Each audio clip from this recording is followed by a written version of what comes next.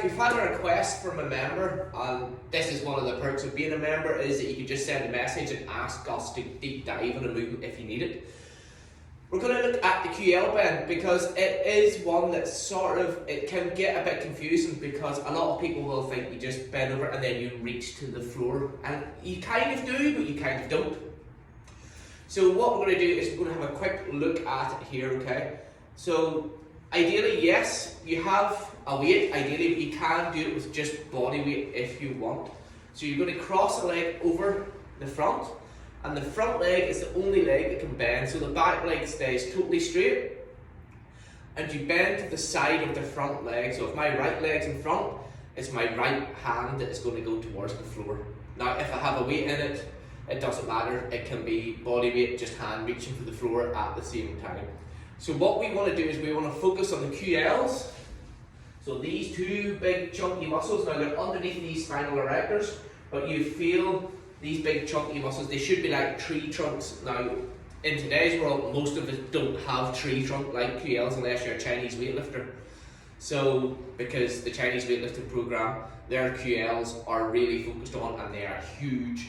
So, anyway, so what we're going to do is, first of all, feet nice and planted, as close together as you can get. So ideally, your Achilles of your front leg will be touching the front of the ankle on the back leg, so they are super tight together. But it doesn't matter if you need to have a wider base of support. That's just, an optional extra, if you will. So ideally, nice and close together, so the smaller the base of support, the more you're going to stress your balance, you're going to stress your vestibular system, and you're going to stress the actual control needed in that QL, okay? But again, wider the base, doesn't matter, you can work on it over time. First thing we do first is pre-load, so we're going to pre-stretch and pre-engage the QL by bending to the side as much as we can, okay?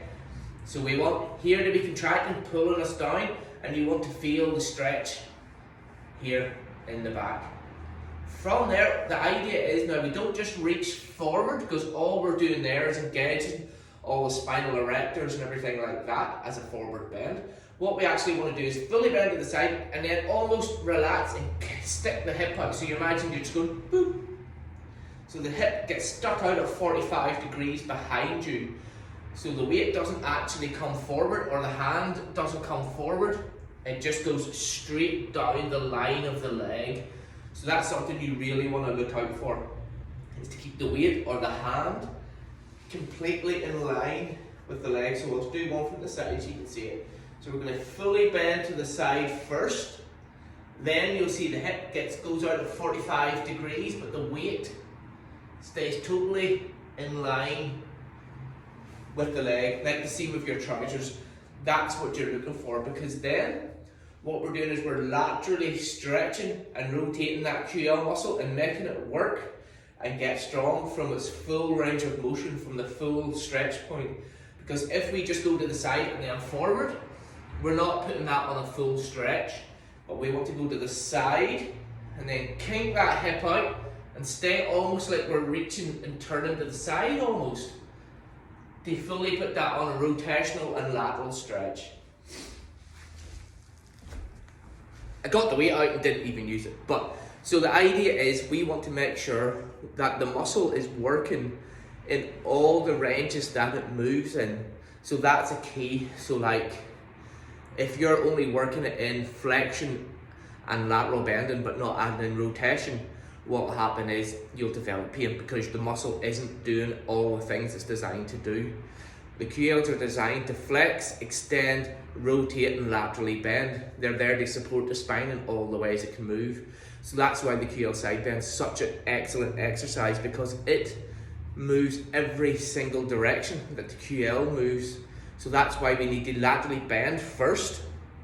Then we're going to flex and rotate as we go to the rest of the way to the ground. But then we're going to extend as we stand up straight again. That's causing the QL to extend up. So that's covering them all, and that's why it's such a fiddly movement to really get down.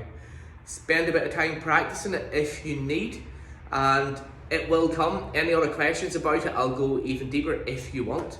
Just fire us a message, that's what we're here for. Send hundreds of messages, we don't care. And hopefully you'll sort of get a rough idea how to do that one.